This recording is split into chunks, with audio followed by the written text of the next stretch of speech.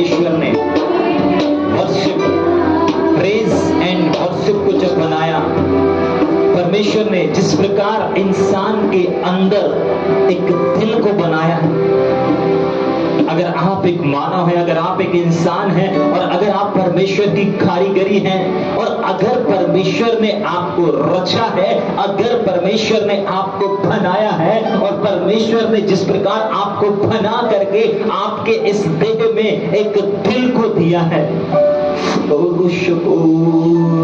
ठीक उसी प्रकार परमेश्वर ने इस संसार में प्रेज एंड वर्शिप को आपको दिया है कि आप जिस प्रकार हमारे दिल में किसी व्यक्ति के लिए, किसी भाई के लिए, किसी बहन के लिए, किसी चर्च के लिए, किसी संस्था के लिए, अपनी पत्नी के लिए, बच्चों के लिए मोहब्बत भरी रहती है और वो मोहब्बत समय समय पर बाहर आती है, लेकिन प्रेज एंड वर्शिप एक ऐसा समय और एक ऐसा मूवमेंट रहता है कि हम इस जीवन में, इस शरीर में, इस आत्मा में, इस प्राण में भरी मोहब्बत को जो परमेश्वर के लिए है, परमेश्वर के लिए है, उसको बयान करने पर स्तुति आराधना करना, गीतों को दोहराना नहीं होता, गीतों को गाना नहीं होता, ये वो मोहब्बत का लेटर है, ये वो मोहब्बत का चिट्ठी है, ये वो मोहब्बत का पैगाम है जो हम अपने इस फोटो से अपने उस प्रेमी परमेश्वर के लिए अर्पण करते हैं।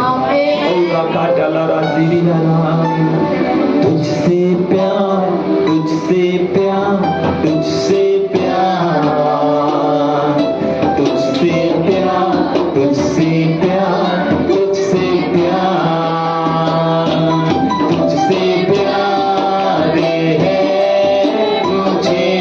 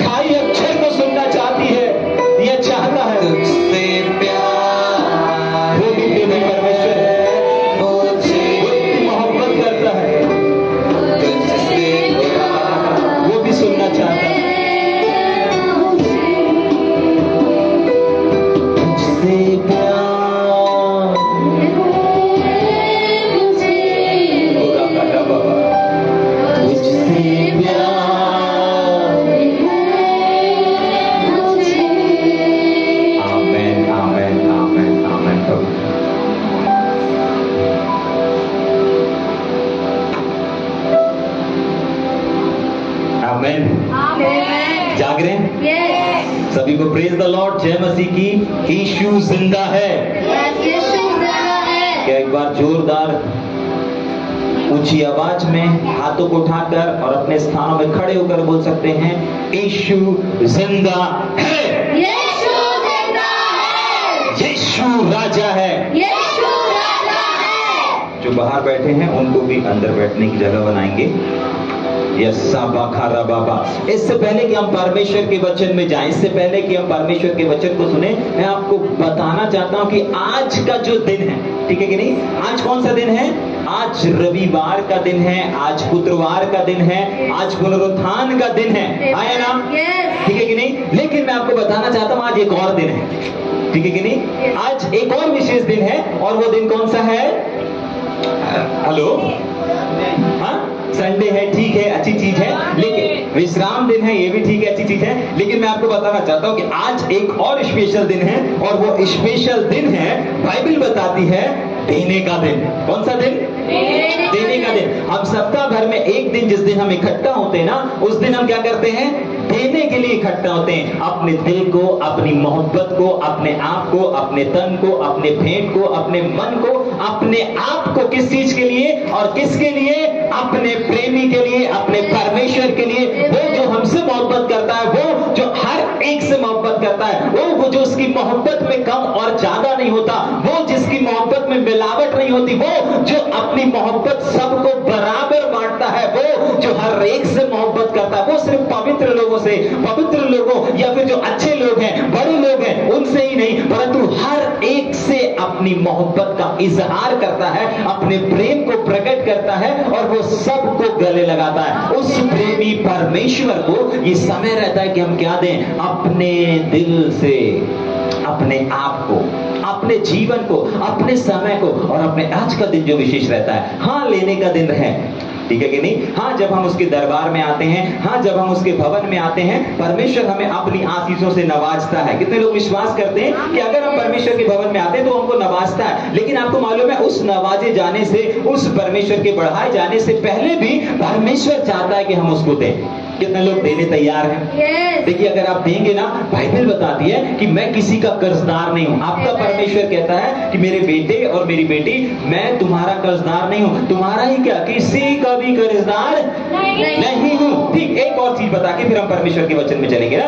बाइबल एक और चीज बताती है कि जब आप दे रहे हैं अपने आप को, अपने भेंट को, जो कुछ भी आप देते हैं ना, आपको मालूम है बाइबल में लिखा हुआ है, मत्ती रचित समाचार में लिखा है कि जैसा हम देते हैं वैसा ही परमेश्वर हमको देता है। अगर हम कुड़ के दे रहे हैं, दबाव से दे रहे हैं, बोझ के साथ दे रहे हैं, तो वो भी हमारे जीवन में वैसा चाहेगा। ठीक है कि नहीं?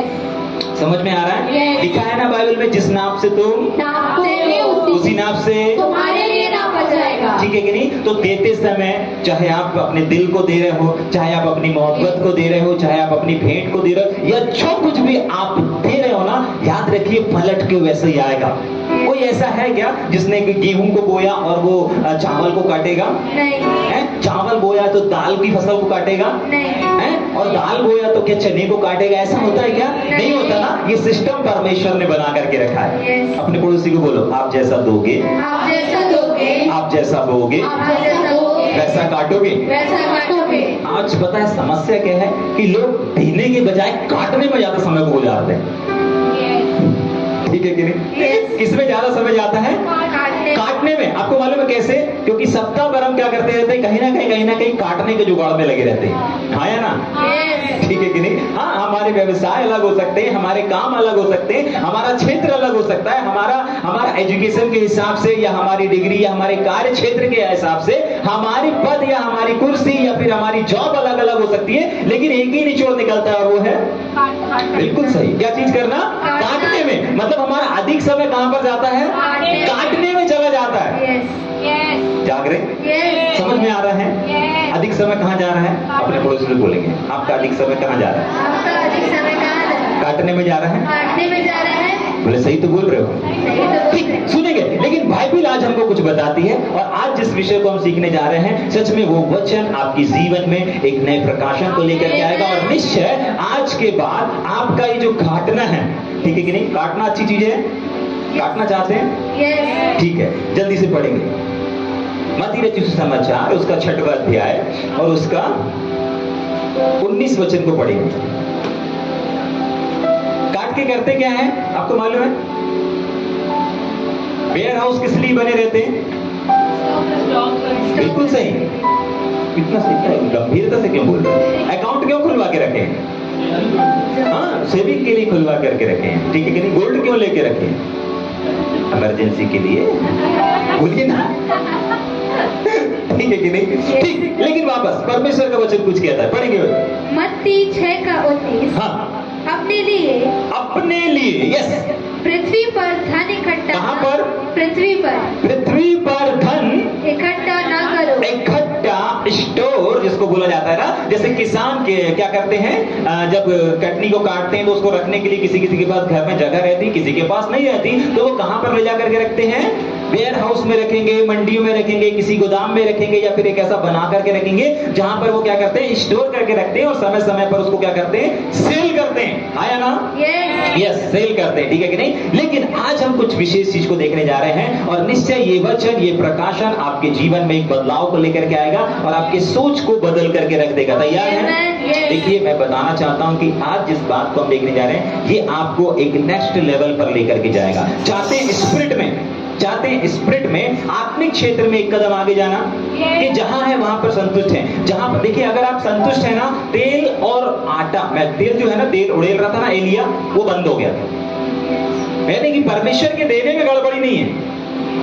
जब परमेश्वर तेल दे रहा था एलिया के द्वारा उस विधवा स्त्री के घर में, तो वहां पर देने में गड़बड़ी नहीं थी, स्टॉक की कमी नहीं थी, ठीक है? परमेश्वर की सामर्थ की कमी नहीं थी। लेकिन जैसे ही वहां पर बोले नहीं, अब बर्तन ही नहीं रह गया है, वहां पर स्टॉप हो गया। तो अगर आप अपनी सेवकाई से, अगर आप अपने आत्मिक जीवन से, अगर आप अपनी प्रेज एंड वर्शिप से, अगर आप अपनी हर एक चीज से संतुष्ट हो जाएंगे ना, प्रभु आपको वहीं स्टॉप कर देगा। जो आपको दे रहा है, हो सकता है प्रकाशन दे रहा होगा, हो सकता है अभिषेक दे रहा होगा, हो सकता है अच्छी आवाज दे रहा होगा, हो सकता है अच्छा म्यूजिक सिस्टम दे रहा होगा, हो सकता है नई नई चीजों को दे रहा होगा, लेकिन जहां पर हम सीमित हो जाते हैं ना कि नहीं, हाँ अब सब कुछ सही है, ठीक है कि नहीं, वहीं पर परमेश्वर देना बढ़ाना बंद कर देता है, ठीक है कि नहीं? समझ में आ रहा है? ठीक, जल्दी से वापस पढ़ेंगे। यस, 19 वचन को। अपने लिए पृथ्वी पर धन इकट्ठा ना करो। क्या नहीं करो? धन इकट्ठा मत करो। क्या लिखा हुआ है? कितने लोग धन इकट्ठा करते हैं? 1 2, बाकी कोई इकट्ठा नहीं करता। हाँ, 3, धीरे धीरे निकल रहा है, आसान नहीं होता। इकट्ठा करता है भाई वो। दिखा दो जरा, दिखा दो लोगों को समझ में नहीं आ रहा। देखिए, बाइबल बताती है धन इकट्ठा करने के विरोध में, ठीक है कि नहीं? ये देखो, ये लोग भी इकट्ठा करते हैं, ठीक है? अच्छी चीज है ना, अच्छी चीज है, करना चाहिए। नहीं इकट्ठा करते, आप क्यों उठा रहे हैं? अरे आपसे मांगा नहीं जा रहा, यहाँ पे आपको पैसा मांगा नहीं जाएगा, ठीक है कि नहीं? बहुत सारी ऐसी चीजें रहती जो आपको पता ही नहीं चलती कहाँ से क्या हो गया, और प्रभु का धन्यवाद हो कि कोई पूछता भी नहीं कि भैया ये कैसे हो गया या वो कैसे हो गया, ठीक है? तो आप लोगों के ऊपर बोझ नहीं डाला जाएगा, ठीक है कि नहीं? बस पूछा जा रहा है कितने लोग हैं जो इकट्ठा करते हैं, ठीक है कि नहीं? चलो ठीक है, नहीं उठा रहे ना, अभी पता चल जाएगा कितने लोग हैं जिनका सेविंग अकाउंट है। किसी का नहीं है। अब हाथ उठने लगे हैं, ठीक है कि नहीं? अरे बाप रे, ठीक है कि नहीं? हाँ ठीक है, सुनेंगे सेविंग अकाउंट ना, यही सेविंग अकाउंट के बारे में आज हम देखेंगे। तैयार हैं? yes. आपके पैसे खाली करने नहीं जा रहे हैं, आपके पॉकेट को निचोड़ने नहीं जा रहे हैं, लेकिन आज आपको आत्मिक क्षेत्र में हम एक कदम और आगे ले जाने हैं, ठीक है कि नहीं? चलेंगे क्या? यस, जल्दी से वापस पढ़ेंगे। हाँ, अपने लिए पृथ्वी पर धन इकट्ठा ना करो। वापस अपने लिए पृथ्वी पर धन इकट्ठा ना। भैया यहाँ पर कुछ गड़बड़ी है बाइबल में। परमेश्वर का वचन कहता है काम करो, काम नहीं करेंगे तो पैसा कैसे आएगा, पैसा नहीं आएगा तो जरूरतें कैसे पूरी होंगी। हमको पैसों की जरूरत है, हमको पैसे चाहिए, ठीक है कि नहीं? अगर हमको यहाँ पर आना है, पेट्रोल की आवश्यकता है, हमारी गाड़ी में पेट्रोल होना चाहिए, किसी के पास गाड़ी नहीं है तो गाड़ी भी होना चाहिए, आए ना? yes. हाँ, हमको अच्छे कपड़े पहनने, हमको कपड़े खरीदने के लिए पैसों की आवश्यकता है, जाग रहे हैं? समझ में आ रहा है? हमें कुछ भी अगर इस संसार में करना है, एक चॉकलेट भी, एक आइसक्रीम भी अगर खाना है, तो हमको पैसे की आवश्यकता है। ठीक है कि नहीं? हर कदम में तो भैया हमें पैसे की आवश्यकता है। फिर आप इस चीज को कह रहे हैं कि नहीं, अब जरूरत नहीं। ठीक है कि नहीं? हाँ, यही आज का टाइटल है, यही आज का विषय कि अब जरूरत नहीं। ठीक है कि नहीं? लेकिन किसकी जरूरत नहीं, इस चीज को भी देखेंगे। जाग रहे हैं? हाँ, थोड़ा सा ऐसा करेंगे। जाग रहे हैं? हाँ, इधर देखेंगे। ठीक है कि नहीं? अब जरूरत नहीं, आज हम इस चीज को लेकर के चल रहे हैं, और आज इस टाइटल को हम देख रहे हैं कि अब जरूरत नहीं। अपने पड़ोसी से बोल सकते हैं क्या, हृदय पे पत्थर रख करके? अब जरूरत नहीं। बोले तो पत्थर रख लो या लोहा रख लो, हमसे नहीं बोला जाएगा। ठीक है कि नहीं? अरे एक हाथ में मान लो कितने की गड्डी आती है? 2000 के तो बंद हो गए ना। 500 की एक गड्डी कितने हुए? 50,000 हो गए। अरे कोई पढ़ा लिखा नहीं है यार, ऐसा लग रहा है। कितने की एक 500 की गड्डी कितने की हो गई? 50,000 ना। अरे यार बोल नहीं रहे, गुस्सा आ रहा है? गुस्सा आ रहा है? आपकी एक्टिविटी बता रही है आपको गुस्सा आ रहा है। ठीक है, एक ही बुद्धिमान व्यक्ति है। भैया एक 500 की गड्डी कितने की हो गई? हाँ? ठीक सुनेंगे, ये 50,000 की एक गड्डी हो जाती है। ठीक है, अब 50,000 की गड्डी आप बगल में एक को दे रहे हैं और बोल रहे हैं भाई दे रहे हो क्या? और भाई बोल रहे नहीं जरूरत नहीं। ठीक है कि नहीं? क्या है, आप 50,000 की गड्डी दे रहे हैं और सामने वाला नहीं नहीं जरूरत नहीं। यही तो आप बोल रहे हो अभी। एक और बार बोलेंगे क्या? भाई जरूरत नहीं, 50,000 चाहिए। 50,000 चाहिए। क्या बोल रहा है भाई? चाहिए ना, यही बोल रहे हैं ना। ठीक, लेकिन आज हमारा जो विषय है वो यही है कि हमको जरूरत नहीं। जाग रहे हैं? अब जरूरत नहीं। ठीक है, क्यों जरूरत नहीं भैया? अभी आप बोल रहे थे हमको हर कदम पे अगर हमको एक ये भी लेना है तो हमको इसके लिए भी क्या चीज की आवश्यकता है? पैसे की आवश्यकता है। 50,000 में हमारा आ जाएगा, अच्छे से अच्छा आ जाएगा। ठीक है, एक बाइबल भी अगर हमको लेना है तो हमें पैसे की आवश्यकता है। एक मोबाइल कैमरा में कुछ भी चाहिए तो हमें धन की, पैसे की आवश्यकता है। लेकिन फिर भी इस टाइटल को लेकर के आए हैं क्यों? क्योंकि परमेश्वर का वचन एक चीज को बोलता है, और अगर वो परमेश्वर का वचन कह रहा है तो निश्चय उसमें कुछ भेद है, निश्चय उसमें कुछ प्रकाशन है, जिस प्रकाशन को आज हम समझने जा रहे हैं। तैयार है मेरे साथ में? यस, वापस पढ़ेंगे 19 वचन को। अपने लिए, हाँ, और एक जन नीति वचन निकाल के रखेंगे। हाँ, अपने लिए इस पृथ्वी पर, जबकि हम सबका अगर एक छोटे बच्चे का भी देखेंगे तो हर एक का एक धन इकट्ठा होने का माध्यम है। और बहुत बार तो ऐसे ऐसे भाई लोग हैं जिनका 3-3, 4-4 है। ठीक है कि नहीं? 3-3, 4-4 अकाउंट है और सब अकाउंटों में इकट्ठा हो रहा है। जाग रहे हैं? कोई तो बोल रहा है आमीन। ठीक है कि नहीं? ठीक, आज आमीन नहीं निकलेगा। ठीक, सुनेंगे। हाँ, वापस। अपने लिए पृथ्वी पर धन पैसा इकट्ठा मत करो। ठीक है, क्यों मत करो? उसके लिए पढ़ेंगे नीति वचन की किताब, उसका 23 अध्याय और उसका 4 वचन और 5 वचन। नीति वचन की किताब उसका, हाँ जल्दी से पढ़ेंगे, 4 और 5 जी। धनी होने के लिए परिश्रम ना करना। क्या लिखा हुआ है? वापस पढ़ेंगे। धनी होने के लिए परिश्रम ना करना। हाँ, आपको और हमको धनी होने के लिए परिश्रम करने की आवश्यकता। जबकि बाइबल क्या बताती है? तुझे पूरा काम करना है, पूरी शिद्दत से काम करना है, पूरी शक्ति से काम करना है, परिश्रम करने से पीछे मत हटो। लेकिन यहाँ पर ये वचन क्यों लिखा गया है? परमेश्वर कहता है अपने हाथों से परिश्रम करने से पीछे नहीं हटना, तुझे अपने काम करना है। और एक जगह तो लिखा है काम धंधा करके सेवा करना, ये भी लिखा हुआ है। लेकिन यहाँ पर परमेश्वर क्यों इस वचन को लिख करके रखा है? क्यों? क्योंकि इस वचन में कुछ चीजें लिखी हुई हैं जो आज हम देखने जा रहे हैं। पढ़ेंगे क्या? वापस पढ़ेंगे। धनी होने के लिए परिश्रम ना करना। क्या नहीं करना? परिश्रम नहीं करना। और आगे?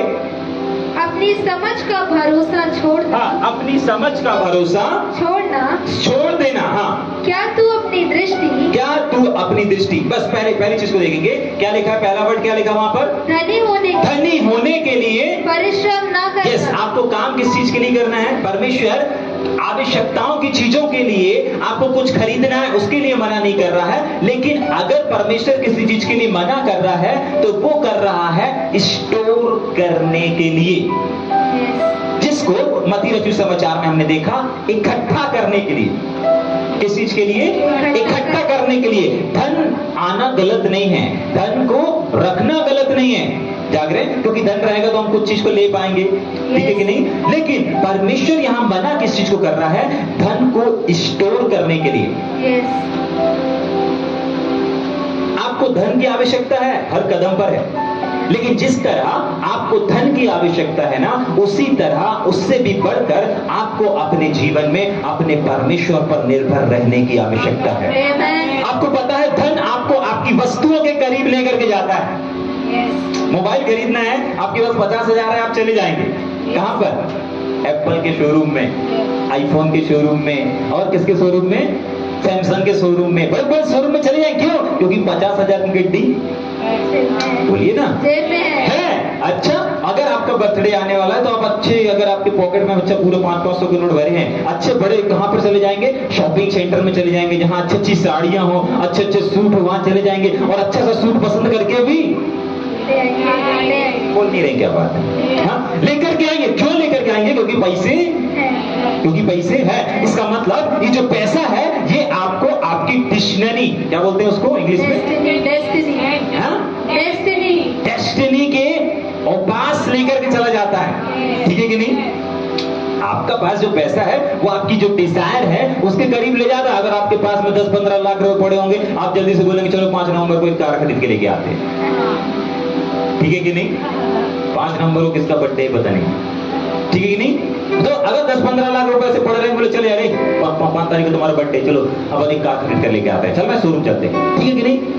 समझ में आ रहा है? लेकिन अगर पैसा नहीं होगा तो इसका मतलब पैसा हमें हमारी डिजायर की ओर लेकर के जाता है, हमें हमारी चाहत की ओर लेकर के जाता है। हमें जो खरीदना है, हमारी जो आरज़ू है लेने की, चाहे कपड़ा हो, चाहे कार हो, बाइक हो, कुछ भी हो, हमें उसकी ओर लेकर के जाता है और उससे मिला देता है। आया ना? मिला देता है ना? कितने लोगों को चाहिए? वाह, कुछ ही लोग उठा रहे हैं ना। 5 नंबर वाले जरूर उठा रहे हैं। सुनेंगे, लेकिन आपको मालूम है जब आप इसके करीब जाएंगे ना, अपनी डिक्शनरी के करीब जाएंगे, अपनी डिजायर के करीब जाएंगे, अपने गोल की ओर आगे जाएंगे ना, क्योंकि गड्डी है, पैसा है, आप पता है एक चीज है जिसको आप पीछे छोड़ते जाएंगे और वो है आपका जीवित परमेश्वर। धन आपको लोगों से जोड़ देगा, आपकी चाहतों से जोड़ देगा, आपकी चाहतों, आपकी डिक्शनरी के करीब लेकर के चला जाएगा। सुनेंगे, जो आप चाहते हैं उसकी ओर लेकर के जाएगा और आपको प्राप्त भी करा देगा। लेकिन एक चीज है जो है परमेश्वर, उसके ऊपर निर्भरता को हटा देगा। परमेश्वर धन देता है, परमेश्वर संपत्ति देता है, वो खुद देता है। परमेश्वर बढ़ाता है, परमेश्वर देता है। लेकिन आज समस्या क्या है ना कि हम परमेश्वर पर निर्भर नहीं, अपने काम, अपने व्यवसाय, अपने टैलेंट, अपने अनुभव और अपने आप के ऊपर निर्भर हो चुके, अपने बिजनेस पर निर्भर हो चुके। हम काम नहीं करेंगे तो घर का खर्च कैसे चलेगा? आप चलाने वाले हैं। बच्चे की फीस कहां से आएगी? आप देने वाले हैं। नहीं भैया, काम करेंगे तभी तो आएगा ना। ये थिंकिंग बदलनी है। आपका भरोसा भी आपकी जो सैलरी आने वाली है उस पर आ चुका है। आपका फेथ अभी सैलरी पर है। परमेश्वर क्या चाहते हैं? आपका फेथ, आपका विश्वास आपकी सैलरी पर नहीं, लेकिन उस सैलरी से कहीं ऊपर आपको और हमको बनाने वाले परमेश्वर पर रहना चाहिए। आपको आवश्यकता है, गलत नहीं है, आपको आवश्यकता नहीं है, आपको आवश्यकता है, आपको जरूरत है। और परमेश्वर उस जरूरत को पूरा करेगा। उसने कहा अपनी सारी चिंता मुझ पर डाल दो। अरे जब परमेश्वर कह रहा है कि मुझे दे दो अपनी सारी चिंता, आप क्यों लेकर के चल रहे हैं? बच्चे की फीस कहां से आएगी? कपड़े कहां से आएंगे? गिफ्ट कहां से मिलेगा? जागरण, ये चीजें कहां से होंगी? वो चीजें कहां से होंगी? इसका मतलब आपके पास हेल्पर है, आपके पास सहयोगी है, आप उसको काम करने नहीं दे रहे। वो कह रहा है मैं काम करना चाहता हूं, मैं तुम्हारे लिए कुछ खरीदना चाहता हूं। नहीं, हम खरीदेंगे, आपकी पसंद हमको अच्छी नहीं लगती, है ना? एक बार एक पति ने अपनी पत्नी के बर्थडे में बोला मैं तुम्हारे लिए एक शूट देख के आया हूँ, बहुत जबरदस्त कलर सब कुछ बहुत अच्छा है, मैं बिल्कुल नहीं पहनूंगी। अरे बिना देखे तो नहीं, मैं बिल्कुल नहीं पहनूंगी। बहुत अच्छा है, बहुत महंगा, नहीं मैं नहीं पहनूं। अरे देख तो लो। नहीं नहीं, देखो उस दिन वो कलर दिखाया था, वो नहीं मैं नहीं पहनूंगी, कितने का भी हो मैं नहीं पहनूंगी। तुम्हारी पसंद पसंद ऐसे ही है। तुम कुछ भी ले आओगे, अरे कुछ भी ले आओ, कैसे ले आओगे, खराब लेके आए, अरे भाई वो प्यार करता है तुमसे, तुम्हारे लिए अच्छा लाएगा। नहीं करते, कोई अपनी पत्नी से प्यार नहीं करता। कितने लोग अपनी पत्नी से प्यार करते हैं? अच्छा वाला साड़ी दिलवाना, ठीक है, अच्छा वाला सूट दिलवाना, भैया हाथ उठाए हो, ठीक है, जितने लोगों ने हाथ उठाया, अच्छा वाला सूट दिलवाना, ठीक है कि नहीं? ठीक, सुनेंगे, अगर आप किसी से प्यार करते हो, अच्छा दोगे, क्या करोगे? अच्छा दोगे। आपको मालूम है आपका परमेश्वर भी आपसे प्यार करता है, आपका परमेश्वर भी आपके बच्चों से प्यार करता है, आपका परमेश्वर भी आपसे बेकहा मोहब्बत करता है, और वो जो भी आपके जीवन में देगा वो बेस्ट देगा। आपको उसके लिए संघर्ष करने की, आपको उसके लिए परिश्रम करने की आवश्यकता नहीं है। आपको अपने फेथ को, अपने धन, अपने पॉकेट, अपने सैलरी पर रखने की आवश्यकता नहीं है। अगर पहला तिमुथियुस की किताब इसके 5वें अध्याय में पढ़ेंगे तो वहां पर लिखा है, चंचल धन पर आशा ना रखो। फिर उसके आगे दूसरी लाइन लिखी है, क्या लिखा हुआ है? परंतु परमेश्वर पर। धन जरूरी है, धन कमाना है, धन की आवश्यकता है, लेकिन धन को जैसे ही आप स्टोर करने के बारे में सोचते हैं, जैसे ही धन को हम सेविंग करने के बारे में सोचते हैं, जैसे ही हम अपने धन को बचाने के लिए कदम बढ़ाते हैं, वैसे ही जितना हम कदम बढ़ाएंगे अपने फाइनेंस को सेव करने के लिए, बचाने के लिए, उतना ही कदम द कदम हमारा फेथ पीछे जाता जाएगा और हमारा फेथ हमारे धन पर आने लगता है। परमेश्वर ने कहा अपने वचन में, कल की चिंता मत कर। हम सेविंग क्यों करते हैं? बोलिए ना, कल के लिए, आने वाले भविष्य के लिए, बच्चे की शादी, बेटे की शादी, है, घर खरीदना, ये खरीदना, वो चाहिए, ये सब चाहिए। ये क्या दिखाता है? आपका फेथ आपके धन पर, प्रॉपर्टी पर, इन तमाम चीजों पर है। लेकिन प्रेज गॉड की आज परमेश्वर का वचन आया है और परमेश्वर चाहता है कि आपका फेथ चंचल धन पर न रहे, परंतु आपका फेथ आपके परमेश्वर पर, जो जीवित परमेश्वर है, वो जो काम करने के लिए, वो जो मिरेकल करने के लिए तड़प रहा है। हाँ, आपको मालूम है आपका परमेश्वर आपके जीवन में, आपके फाइनेंस में, आपकी गरीबी परिस्थिति में, आपके हर एक छोटे छोटे सिचुएशनों में वो व्याकुल है, वो तड़प रहा है कि मैं अपनी सामर्थ को प्रकट करूं। लेकिन समस्या ये है ना कि ये जो चिंता है ना, ये हम लेकर के चल रहे हैं, ये जो बोझ है ना, ये हम लेकर के चल रहे हैं। इस बोझ को हम परमेश्वर के ऊपर नहीं डाल रहे हैं। पहला पत्रस 5:7 कहता है कि अपने बोझ को खुद मत लेकर के चलो, अपनी चिंताओं को, अपनी फिक्रों को खुद लेकर के मत चलो, अपनी टेंशन, अपनी जिम्मेदारी को खुद लेकर के नहीं चलो, लेकिन अपनी टेंशन, अपनी फिक्रें, अपने परिवार की फिक्रें, काम की फिक्रें, सेवकाई की फिक्रें, सब कुछ अपने परमेश्वर पर डालो। क्या लिखा है? पढ़ेंगे क्या 5 का 7 में? सबको याद है ना? सब लोग बोल रहे हैं, मैं पढ़ देता हूं, ठीक है? हाँ, पढ़ देंगे जल्दी से। अपनी सारी चिंता उसी पर डाल, परमेश्वर पर डाल दो, क्योंकि उसको तुम्हारा। आपको मालूम है जब आप सेविंग करते हैं ना, जब आप अपने अकाउंट में इकट्ठा करते हैं, तब आप अपने फेथ से गिरते जाते हैं। ऐसा एक भी व्यक्ति नहीं होगा जिसने अपने अकाउंट को भर लिया हो और उसका फेथ उस पर ना हो। क्यों? वो कभी भी कुछ खरीदने के लिए प्रार्थना नहीं करेगा। क्यों? पैसा है, पैसा है, खरीद के लिए आएगा। लेकिन जिसके पास कमी होगी ना, प्रभु थोड़ा सा कमी, प्रभु शायद प्रभु को अच्छा लगता है, प्रभु को अवसर मिलता है वो कार्य करे आपकी परिस्थिति में, आपकी सिचुएशन में। हम जितना ज्यादा प्रभु को इन्वॉल्व करेंगे ना, उतना ज्यादा वो हमारी जिंदगी में इन्वॉल्व होना चाहता है। वो अंदर बैठने के लिए पवित्र आत्मा नहीं दिया गया, उसको काम करने के लिए दिया गया है। आप बहुत बार हम काम करने नहीं देते। किसको? वो जो हमारे अंदर है, वो जो हमारे द्वारा काम करना चाहता है, उसको काम करने से हम खुद ही रोक देते हैं। अपनी सैलरी पर, अपने इसके ऊपर, उसके ऊपर, धन, प्रॉपर्टी, इनके ऊपर भरोसा करके। भैया आपको नहीं मालूम, भैया हमारे बच्चे का कोई नहीं है, भैया कोई सहारा नहीं है, भैया इसलिए करना पड़ता है। भैया हम चले जाएंगे, हमारे जाने के बाद हमारे बच्चों के लिए कुछ होना चाहिए, भैया इसलिए कर रहे हैं। एक बार एक अमेरिका का फैमिली है ना, एक अमेरिका की फैमिली, उनका भी यही डिजायर था, उनकी भी यही चाहत थी, और उन्होंने अपने पूरे जीवन में अपने बच्चों के लिए, अपने बच्चों के भविष्य के लिए अनगिनत प्रॉपर्टी, ये फैक्ट्री, वो फैक्ट्री, यहां फैक्ट्री, वहां फैक्ट्री, ये सब किया। अच्छा पालन पोषण किया, अच्छे से अच्छा एजुकेशन दिया। बहुत बड़े उनके बच्चे, बहुत बड़े, बहुत पढ़ाई लिखाई की, इंग्लिश बोलना खरा कर बहुत सारे बिजनेस खोल के दिए उन लोगों ने। बिजनेस के साथ साथ बहुत एजुकेशन दिया, बाहर विदेशी देश भी गए, वहां रहने लगे। एक दिन, जिस दिन उनकी मौत होना था, वे इतने दूर जा चुके थे, उनको खबर दिया गया, लेटर दिया गया, लेकिन उसके बावजूद भी उनके बच्चे उनके पास आए नहीं। उन्होंने कहा कि नहीं, हमारी एक इंपॉर्टेंट मीटिंग है। किसी बच्चे ने बोल दिया, नहीं नहीं मेरी फैक्ट्री में काम है। किसी ने बोल दिया, मैं अपने परिवार के साथ टूर पे आया हूं, मम्मी पापा मैं नहीं आ सकता। उनको बताया गया कि नहीं सीरियस है, उनको बताया गया कि अंतिम समय चल रहा है, डॉक्टरों ने बताया, फोन किया, आपके मम्मी पापा सीरियस हैं, आ जाइए, अंतिम समय है। अरे मैं अभी अपने फैमिली के साथ टूर पे आया हूं, एक तो छुट्टी नहीं मिलती, बड़े मुश्किल छुट्टी मिली है, और छुट्टी में कुछ बच्चे बोलने लगे, हमारी एक क्लाइंट के साथ मीटिंग है, अभी मेरे उद्घाटन है। उनके जितने बच्चे थे, सब बच्चों ने मना कर दिया। अंत में क्या हुआ?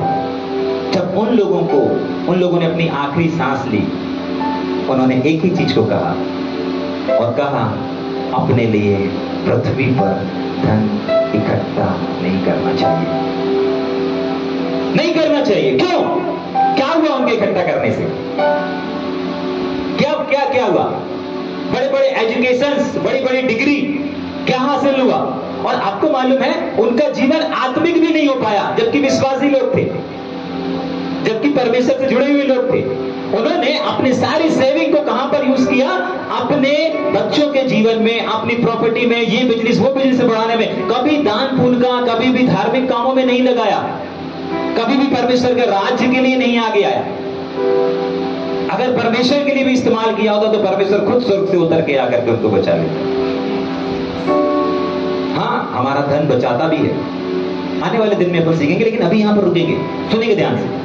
परमेश्वर इस चीज को बोल रहा है। क्या हुआ उनका? उन्होंने जाते जाते एक ही चीज बोला कि मैंने अपने, यहां तक कि अपने आप को, अपनी धार्मिकता को, उन्होंने ना कभी अपने पड़ोसी की मदद करी। याद रखिएगा, ये जो अमेरिकन परिवार था, इन्होंने अपने पड़ोसी, अपने रिश्तेदारों को भी नहीं पूछा ताकि वो अंतिम समय में आकर इनको उनकी कुछ हेल्प कर सके। नहीं, सब कुछ होने के बाद अलमारियों में गड्डियां भरी हैं, सोना सोना चांदी चांदी भरा हुआ है, लेकिन अकेले अंतिम सांस को लेकर के दोनों जन चले गए इस संसार से। जागृत, तभी के लिए परमेश्वर का वचन कहता है, पैसा चाहिए लेकिन इकट्ठा मत कर। हम इकट्ठा करते हैं ना, ये इकट्ठा करना हमको परमेश्वर से दूर ले जा लेता है। एग्जाम्पल के लिए, आपको यहां से अभी घर जाना है, घर जाना है, किसी को नहीं जाना, घर जाना है। कितने लोगों के पास गाड़ी है? सबके पास गाड़ी है। अगर वो गाड़ी ना हो, अगर वो गाड़ी ना हो, चलो गाड़ी है, पेट्रोल ना हो, आपका भरोसा ऑटोमेटिक आपके अंदर से रीखा था, रंबता, हशीली, हालाका, धुंडाला, हजीलिया, रिहन नदाला, गदिरी, यदंदरो, बदोर, शेकरे, तुरंत आपकी प्रार्थना शुरू हो जाएगी। तुरंत आपके स्पिरिट परमेश्वर के स्पिरिट से जुड़ जाएगा, आपकी आत्मा परमेश्वर की आत्मा से जुड़ जाएगी। क्यों? क्योंकि अभी आपके सामने एक क्या है? साधन है, पेट्रोल नहीं है, किसी के पास साधन ही नहीं है। इसका मतलब ये जो हमारे सामने सिचुएशन है, ये हमको परमेश्वर से जोड़ती है। आपको हो सकता है आपको दुख लग रहा होगा, आपका पॉकेट खाली लग रहा होगा, आपके पास सेविंग नहीं दिख रही होगी, कोई बात नहीं, यही चीज तो आपको स्वर्ग से जोड़ करके रखी है। यही चीज तो है जो आपको भवन में लेकर के आ रही है। यही आवश्यकता तो है जो परमेश्वर में आपको बना करके रखी है। अगर आपको बहुत सारी धन दौलत मिल जाती ना, तो आप कहां गए प्रभु, और कहां गए? समझ में आ रहा है? तभी के लिए नीति वचन में लिखा है कि प्रभु मुझे ना ज्यादा धनीवान बनाना, ज्यादा धनवान नहीं बनाना, मैं तेरा इनकार करने लगूंगा। मतलब बहुत सारे ऐसे लोग हैं और बहुत सारे ऐसे केसेस हो चुके हैं जो धन आने के बाद प्रभु से दूर होना शुरू हो जाते हैं। नहीं लिखा नीति वचन में? लिखा है। मुझे भैया दिन भर की रोटी देना प्रभु। मैंने बहुत सारे केसेस देख लिया प्रभु कि जितने लोगों के पास धन आता प्रभु जी, ये सब क्या करते हैं? आपको भूलते चले जाते हैं, इनका स्पिरिट मुरझाता चला जाता प्रभु। ये गिनने में लगा देते हैं, मशीन लगा लेते हैं, नोट में, बस इसी में लगे रहते हैं। हाँ, बुद्धिमान व्यक्ति कहता है प्रभु मुझे ना तो निर्धन कर कि मुझे हाथ फैलाना पड़े, ना तो मुझे ज्यादा धनी बना कि मुझे इकट्ठा करना पड़े। प्रतिदिन की रोटी मुझे दिया कर। परमेश्वर धन के खिलाफ नहीं है, परमेश्वर कमाने व्यवसाय के खिलाफ नहीं है। परमेश्वर अगर किसी चीज का विरोध करता है, प्रभु को जो चीज अगर अच्छी नहीं लग रही है, वो अच्छी ये नहीं लग रही कि आप इकट्ठा कर रहे हैं। अगर नीति बताइए, जिस समाचार में हमने जो पढ़ा, वो धन को कमाने के लिए नहीं पढ़ा, काम करने के लिए नहीं पढ़ा कि काम मत करो, पैसा मत कमाओ, ये नहीं पढ़ा हमने पढ़ा इकट्ठा मत करो। काम करना गलत नहीं है, पैसे को हासिल करना गलत नहीं है, इकट्ठा जब आप करने लगते हैं ना, वहां से आपका जीवन कम होना शुरू हो जाता है। चाहे आपका करंट अकाउंट हो, चाहे आपका सेविंग अकाउंट हो, चाहे आपका गोल्ड अकाउंट हो, चाहे आपका सिल्वर अकाउंट हो, चाहे आपका डायमंड का अकाउंट हो, कोई सा भी अकाउंट क्यों ना हो, आप जहां पर इकट्ठा करने लगते हैं ना, वहां पर आपका डाउन पीरियड शुरू हो जाता है। डाउन सिचुएशन कौन से वाले? आत्मिक क्षेत्र में। और परमेश्वर आज आपको आत्मा में जुड़े रहने, आत्मा में बढ़ने की चाबी को बता रहा है। ये वो चाबी है जिसको हर कोई लेना नहीं चाहेगा। अगर मैं यहां से कहूं कि अभी और इसी समय मैं एक स्वर्ग की कुंजी को दे रहा हूं, एक नए अभिषेक को रिलीज कर रहा हूं, सब लोग उठ करके रिसीव कर लेंगे। लेकिन अगर मैं यहां से कहूं कि नहीं, मैं एक ऐसी चाबी को रिलीज करने जा रहा हूं जो आपको ना निर्धन करेगी और ना ही धनी बनाएगी, लेकिन आपको इस संसार में परमेश्वर से जोड़ करके रखेगी। बहुत सारे लोग बैठ जाएंगे, नहीं भैया नहीं चाहिए, स्वर्ग से जुड़ना है लेकिन धन के साथ। बाइबल बताती है एक व्यक्ति धन और स्वर्ग दोनों से नहीं जुड़ सकता, लिखा है ना। एक व्यक्ति स्वर्ग और धन यानी कि परमेश्वर और धन दोनों के साथ नहीं चल सकता। क्यों? धन के साथ रहेगा तो धन पढ़ेंगे क्या? एक दो वचन पढ़ेंगे, नीति वचन पढ़ेंगे वापस। यहाँ पर क्या लिखा है? हाँ, इकट्ठा करने वाला देख लिया, उसके बाद अपन नीति वचन में आए थे 23 का 4 और 5। हाँ, धनी होने के लिए परिश्रम ना कर। याद रखिए, काम करने के लिए परिश्रम मना नहीं किया जा रहा है, लेकिन धनी होने के लिए, आवश्यकताओं की पूर्ति करने के लिए मना नहीं कर रहा है, लेकिन आवश्यकताओं की पूर्ति के एक और लेवल आगे जाकर के आप धनी। कब कहलाता है एक धनी व्यक्ति? हेलो, एक व्यक्ति धनी और निर्धन कब कहलाता है? बिल्कुल सही जवाब। आपको मालूम है 1000 रुपए 800 रुपए मजदूरी करने वाला व्यक्ति भी क्या करने जाता है? काम करने के लिए जाता है। लेकिन वहीं पर एक फैक्ट्री में जो मालिक है वो किस लिए जाता है? रोटी के लिए जाता है क्या? नहीं। कपड़े के लिए जाता है क्या? नहीं। मकान के लिए जाता है क्या? नहीं। वो किसके लिए जाता है? इकट्ठा करने के लिए जाता है।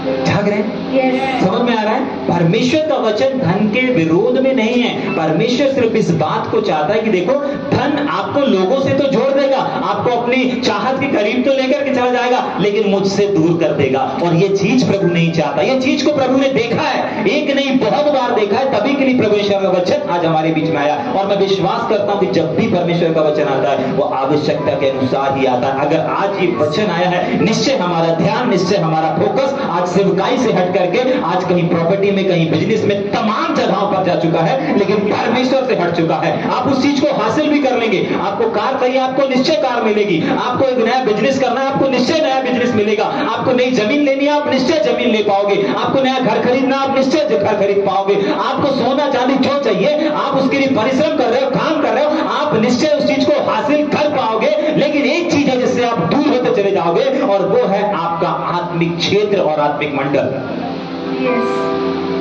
परमेश्वर आपकी हर एक कमी घटी को पूरा करने के लिए तैयार है, लेकिन परमेश्वर इस बात को चाहता है कि क्या हम और आप, ध्यान सुने, क्या हम और आप परमेश्वर के वचन के अनुसार अपनी सारी फिक्रों को प्रभु को देने के लिए तैयार हैं। परमेश्वर का वचन कहता है आपको काम करना है अपनी चीजों को प्राप्त करने के लिए, लेकिन स्टोर करने के लिए, जब स्टोर हो जाता है ना, तब वो व्यक्ति धनी कहलाता है। मैंने बोला 800 रुपए मजदूरी करने वाला व्यक्ति, ठीक है, 800 रुपए मजदूरी करने वाला व्यक्ति अगर काम कर रहा है तो उसके पास कुछ बचेगा क्या? नहीं। ऐसे बहुत सारे भाई लोग हैं जो 800 रुपए 500 रुपए कमाते हैं, शाम को अपना घर का राशन लेकर के आते हैं, और उसके बाद थोड़ा बहुत बचा तो सुबह फिर काम में जाने के लिए, और खत्म हो जाता है। क्या वो धनी कहलाएंगे? लेकिन धनी कौन कहलाता है भाई? उसके पास भी तो काम है ना, बेरोजगार थोड़ी है, काम है। धनी कहलाएगा क्या? नहीं कहलाएगा। क्यों धनी नहीं कहलाएगा? 500-800 रुपए दिन कमा रहा है, उसका दिनचर्या बहुत अच्छे से चल रहा है, उसको कमी नहीं है। कमी है क्या? कोई कमी नहीं है, लेकिन फिर भी वो धनी नहीं कहलाएगा। हाँ, लेकिन अगर वो धनी होने के लिए उसने कहा कि मेरा 800 रुपए में पूरा दिन भर हो जा रहा है, अब एक काम करता हूं मैं, रात में चौकीदार की भी एक नौकरी है, चौकीदार को क्या बोलते हैं, वॉचमैन, गार्ड की भी एक ड्यूटी खाली है। एक काम करता हूँ, दिन भर 800 रुपए में अपने घर का मेंटेन देख लेता हूँ, घर का सारा संचालन देख लेता हूँ, और रात में वहां जाकर के बढ़िया 2 घंटे जगेंगे और फिर पसार के सो जाएंगे। 8,000 वहां से भी तो मिल रहे हैं, समझ में आ रहा है? कम से कम 8,000 सेविंग होगा भैया। ये 800 रुपए दिन में तो अपना घर का चल जाएगा, खाना पीना पौवा क्वार्टर वाटर सब आ जाएगा, ठीक है कि नहीं? ऐसे ही करते हैं लोग। हाँ, पौवा क्वार्टर सब आ जाएगा, काम चल जाएगा। लेकिन भैया जो रात वाला जो काम है ना, वो वाला सेविंग अकाउंट में डालते जाएंगे। सेविंग करने के लिए परमेश्वर मना करता है। रीजन है, हो सकता है बहुत कड़वा लग रहा है, लेकिन रीजन है। पढ़ेंगे उसके आगे।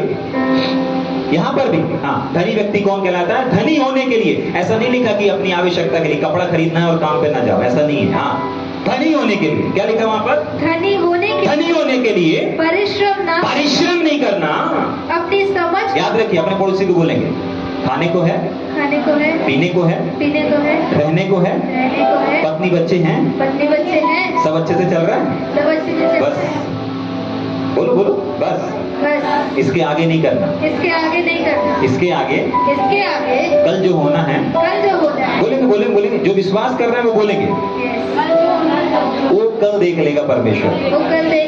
आप मत काम करो, परमेश्वर को भी तो काम करने दो। ठीक, वापस आएंगे यहाँ पर क्या लिखा? धनी होने के लिए परिश्रम नहीं करना। आवश्यकताओं के लिए कुछ खरीदने के लिए आपके पास चीनी नहीं है और आप ऐसा नहीं कि सवारी मारने ना जाओ, चीनी खत्म है भाई, सवारी मारने जाना पड़ेगा। हाँ, वो सवारी ला करके परमेश्वर आपकी ऑटो में जरूर बिठा देगा, परमेश्वर इतना जरूर करेगा।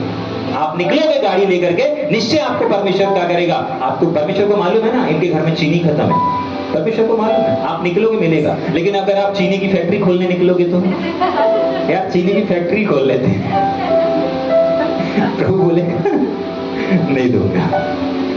तेरा ध्यान पूरा का पूरा चीनी फैक्ट्री में ही रहेगा, कैसे बनती है, कहां से गन्ना कटता है, कौन की जमीन ले लूं मैं, कौन गन्ने लगाया है उसको ठेका ले लूं, कौन सा ट्रक वाला है जो गन्ने लोड करके लाएगा, कौन सी यही ढूंढते रहेंगे। परमेश्वर पूरा चीनी की कमी है ना, चीनी दूंगा ना, चाहे दूध की कमी है, दूध दूंगा, पेवर दूध दिलवाऊंगा, जैसा चाहता वैसा करूंगा, जो तेरी आवश्यकता ना उसको पूरा करूंगा। बट धनी होने के लिए परिश्रम मत कर। क्यों? आगे लिखा, पढ़ो। अपनी समझ का भरोसा छोड़ दो, आगे। क्या तू अपनी दृष्टि, क्या तू ऐसे धन पर, ऐसे पैसों पर और ऐसी संपत्ति पर, आगे, अपनी दृष्टि अपनी आंखों को लगाएगा जो है ही नहीं। आपको मालूम है कितने लोग बोलते हैं कि हाँ है, यहां तो लिखा है ही नहीं। कैसे नहीं है उसको भी देखेंगे, भैया है, गड्डी है, अकाउंट में पैसा है, 5 लाख पड़ा है, 10 लाख पड़ा है, भैया प्रॉपर्टी है, जमीन है, ये मकान है, वो मकान है, खेत है भैया, कैसा लिखा है यहाँ पर? झूठ। परमेश्वर का वचन अगर कह रहा है कि वो कुछ नहीं है तो कुछ नहीं है। पढ़ेंगे जल्दी से, एक वचन निकालेंगे मेरे साथ, लूका रचित सुसमाचार उसका 12 अध्याय उसका 16 से पढ़ना शुरू करेंगे। लूका रचित सुसमाचार उसका 12वां अध्याय और उसका 16 वचन से पढ़ना शुरू करेंगे। आपको पता चलेगा कि परमेश्वर क्यों मना कर रहा है। जानना चाहते हैं क्यों मना कर रहा है इकट्ठा करने से? परमेश्वर धन के नहीं, लेकिन इकट्ठा करने के विरोध में क्यों है? परमेश्वर धन नहीं, लेकिन धन के इकट्ठा करने के विरोध में आखिर क्यों है? पढ़ेंगे उस वचन को, क्यों मना कर रहा है परमेश्वर। पढ़ेंगे जल्दी से लूका 12 का, क्या बोला मैंने? लूका 12 का 16 जी। उसने उनसे एक दृष्टांत कहा जी। किसी धनवान की भूमि पर बड़ी उपज हुई, बहुत सारी उपज हो गई। तब वह अपने मन में विचार, अच्छा, मतलब अब मन परमेश्वर से हट करके कहीं और लग गया। कहां पर लग गया है वो भी पढ़ेंगे। विचार करने लगा, उसका जो मन है अब वो मन कहीं और चला गया। कहां चला गया मन? मैं क्या करूं, क्योंकि ज्यादा पैसा आने के बाद पता है मन कहां चला जाता है? परमेश्वर से जुड़ा नहीं रहता। मैं क्या बता रहा था कि धन आपको आपकी डिक्शनरी, आपकी बढ़ोतरी, आपकी जो चाहिए उसकी ओर तो ले जाता है, लेकिन मन कहां से अलग हो जाता है? परमेश्वर। यहाँ पर क्या लिखा है? इसका मन कहां चला गया? मैं क्या करूं? भागना शुरू कर दिया। गड्डी आई, अब भी अगर ये 50,000 की गड्डी दे दिए जाए,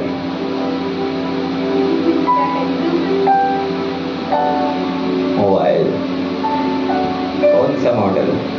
नहीं, मोबाइल बाद में, पहले वो शोरूम खुला है, पीवीआर, हाँ पीवीआर, बस गड्डी बस पकड़ा दिया जाए 50,000 खट से, अब भी दिमाग यहाँ यहाँ यहाँ, ठीक है कि नहीं? अब भी बस गड्डी बस दे दिया जाए। सुनेंगे ध्यान से, परमेश्वर कुछ कह रहा है। जैसे ये धन आता है, जैसे ये संपत्ति बढ़ती है, हमारा मन उचकने लगता है बंदर के समान, ठीक है कि नहीं? नहीं उचकता? Yes. चलो बंदर छोड़िए, मेंढक देखिए, मेंढक देखिए ना, उचकता ना? हाँ यस, ये भी उचकने लगा है। पर कहाँ उचक के जा रहा है? अब मैं क्या करूं? अब मैं क्या करूं? अरे यार खुश होना चाहिए तुम्हें, बांट देना चाहिए तुम्हें, जरूरत है जिसको दे देना चाहिए। नहीं अब मैं क्या करूं? अच्छा मैं क्या करूं? अरे यार जिसके पास नहीं है उसको टेंशन होनी चाहिए, मैं कहां से लाऊं? या उल्टा हो रहा है, जिसके पास बढ़ गया वही को टेंशन आया ना? यही हो रहा है। तो गरीब व्यक्ति रो रहा है क्या? नहीं। गरीब व्यक्ति परेशान है क्या? नहीं। वो जो 800-500 कमाने वाला वो परेशान हो रहा है क्या? नहीं, यहाँ पर जिसके पास बढ़ गया उसको टेंशन हो गई कि अरे क्या करूं? ठीक है कि नहीं? बंदर के समान और एक मेंढक के समान उचकने लगा। कौन? वो व्यक्ति नहीं, उसके अंदर जो मन है वो उचकने लगा। और पहली डिमांड उसने कहा अरे मैं क्या करूं, बहुत हो गया है। ठीक, आगे बढ़िए। मैं क्या करूं? मैं क्या करूं? क्योंकि मेरे यहाँ क्यों? क्योंकि मेरे यहाँ पर ना जगह नहीं, जगह ही नहीं है। जहाँ जगह ही नहीं है। इसके नाम पे भी ये प्रॉपर्टी हो गई है, उसके नाम पे भी। अरे सरकार के पास लिस्ट चली जाएगी, नाम छप जाएगा, इतने सारी है, छापा पर पड़ जाएगा। नहीं नहीं, क्या करूं? पत्नी के नाम पे भी 2-3 घर कर दिया, पति के नाम पे भी हो गए, बच्चों के नाम पे भी हो गए। ठीक है, गांव की जमीन भी तो उसके नाम पर है, शहर का बंगला भी तो उसके नाम पर है, गोल्ड भी तुम्हारे नाम का है। क्या करूं? जाग रहे हैं? कुछ समय पहले जब कोरोना के काल में, कोरोना बोल रहा हूँ सॉरी, नोटबंदी के टाइम पे हमारे बीच में एक भाई है जो काम करते थे उस समय। तो जब काम करते थे तो अब जब नोटबंदी हुआ और कुछ समय दिया गया कि सरकार ने कि आप इतने से इतने के बीच में आपके पास जितने नोट हो आप सारे नोट को क्या कर दो, जमा कर दो। कोई परेशान नहीं हुआ। सबसे ज्यादा परेशान हुआ सबसे पहले पत्नियां। नहीं हुई? कहां से छुपा करके निकाले हैं पता नहीं। ठीक है कि नहीं? यहाँ से 2000, वहां से 2000, लाइट के अंदर, बल्ब के अंदर, बोट के अंदर, हाँ जूते के अंदर, लिपस्टिक के अंदर भी एक 500 का नोट मिला, 2000 का नोट बना। ठीक है कि नहीं? तो चारों तरफ, घर के चारों तरफ पैसे ही पैसे रहे। तो सबसे ज्यादा परेशान वो हुई। फिर जैसे तैसे पति को ला करके दी, इसको कुछ कर दो। ठीक है कि नहीं? हाँ, लेकिन काम करते समय भी कुछ हुआ। काम करते समय भी जो व्यक्ति काम किया करता है ना, तो वहां पर भी क्या हुआ? वहां पर भी हलचल मच गई। लेबरों के बीच में नहीं, लेकिन मालिकों के बीच में। और मालिक लोग क्या करने लगे? जो ड्राइवर है उसके नाम पे 35 लाख, उसके नाम पे 15 लाख। इधर आओ, क्यों पैसे चाहिए? ऑटो खरीद लो जाइए।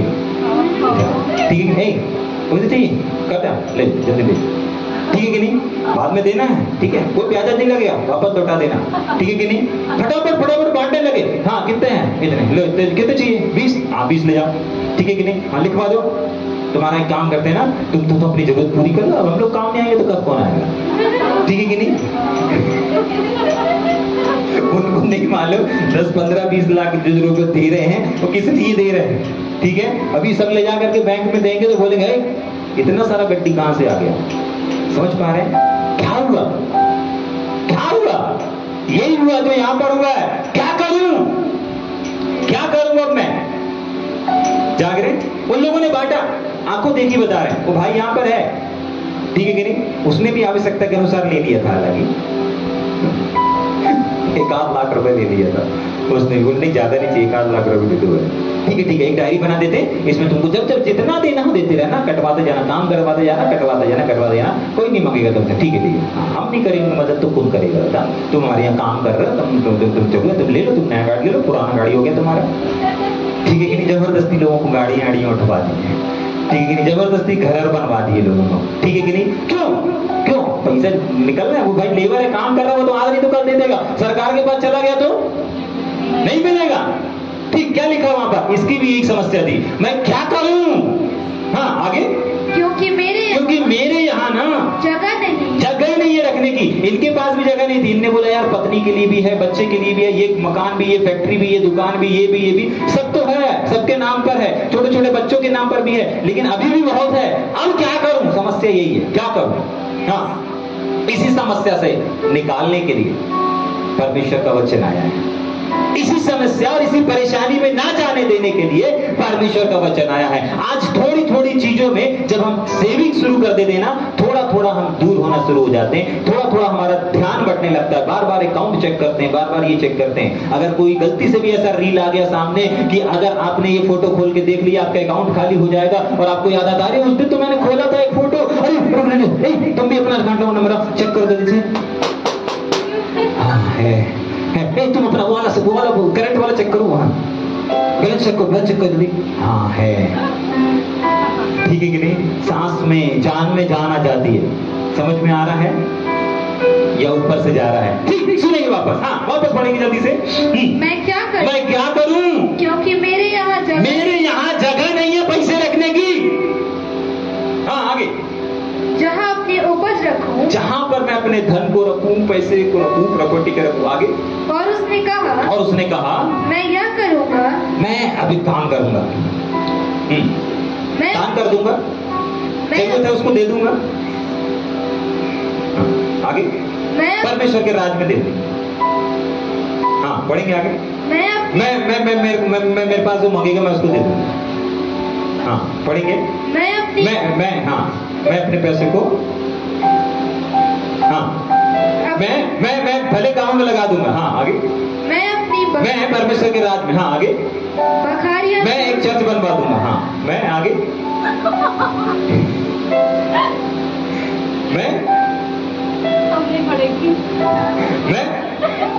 मैं फुटपाथ में जो लोग बैठे हैं उनके लिए मच्छरदानी बांट दूंगा, बहुत मच्छर काट रहे थे उन लोग को। हाँ, मैं अपने क्षेत्र को नया कर दूंगा। ऐसा लिखा है? क्या लिखा है? पढ़ेंगे। मैं अपनी बखारियां तोड़कर, मैं अब अपना क्या करूंगा? ये तोड़ करके क्या करना है? उनसे बड़ी बनाऊंगा। आप देखिए कि उसका जो मन है वो झपक चल रहा है उसका। किसका मन नहीं चल रहा है? यस। हाँ, झपक ऐसा चल रहा है। एक मन उछलने लगा। क्यों? क्योंकि धन बढ़ गया। क्यों? क्योंकि संपत्ति बढ़ गई। पहले मन था परमेश्वर के लिए, परमेश्वर के राज के लिए। अब मन कहाँ है? यहाँ है, वहाँ, यहाँ, वहाँ। क्या करूं? आगे बढ़ेंगे जल्दी से। और वहाँ अपना सब अन्न और संपत्ति रखूंगा। अब वहाँ पर रखूंगा। आगे। और अपने प्राण से कहूंगा। हाँ, 21 तक पढ़ना है, जल्दी पढ़ेंगे। कि प्राण तेरे पास बहुत वर्षों के लिए, तेरे पास अपने प्राण से कहूंगा बहुत साल तक का है, बहुत संपत्ति है। चैन कर, विश्राम कर भाई। तेरे को पूरा खर्च करना है, मैं खर्च करूंगा, किसी को खर्च करने नहीं दूंगा। मैं राज करूंगा और कोई राज नहीं करेगा। हाँ, मेरे बच्चे राज करेंगे, मेरे बच्चे का सर नीचा नहीं होना चाहिए। ठीक, आगे बढ़ेंगे। परंतु परमेश्वर ने उससे कहा, परमेश्वर ने धीरे से कहा, हे मूर्ख, सुनो बेटा, इसी रात, सुनो बेटी, तेरा प्राण तुझसे ले लिया जाएगा। अगर तेरा प्राण ही ले लिया जाए तो कैसा रहेगा? अब क्या करूं? सोच, अब क्या करूं? अगर अभी तेरा प्राण ही गायब कर दूं मैं, तो क्या होगा? तो बहुत बड़े संकट हो गया, ये तो प्रॉब्लम हो जाएगी प्रभु जी। यही हुआ उस अमेरिका परिवार के साथ। परमेश्वर से दिल लगाया नहीं, परमेश्वर के साथ कनेक्शन जोड़ा नहीं, पूरी जिंदगी गुजार दी इकट्ठा। अपने पड़ोसी को बोलो, अपने पड़ोसी को छू के बोलो, आप ही की कहानी चल रही है, आप ही की कहानी चल रही है, आप ही की स्टोरी चल रही है, आप ही की स्टोरी चल रही है। इसीलिए सावधान। ठीक, वापस पढ़ेंगे। हाँ, जल्दी से। परंतु परमेश्वर ने उससे कहा, हाँ, परंतु परमेश्वर ने कहा, हे मूर्ख, इसी रात अगर तेरा प्राण ले लिया जाए तो तब जो कुछ तूने इकट्ठा किया है वो किसका होगा? उसकी प्रॉपर्टी किसकी हुई? प्रॉपर्टी? एक बार एक शादीशुदा फैमिली थी, है ना, उसका पति मर गया।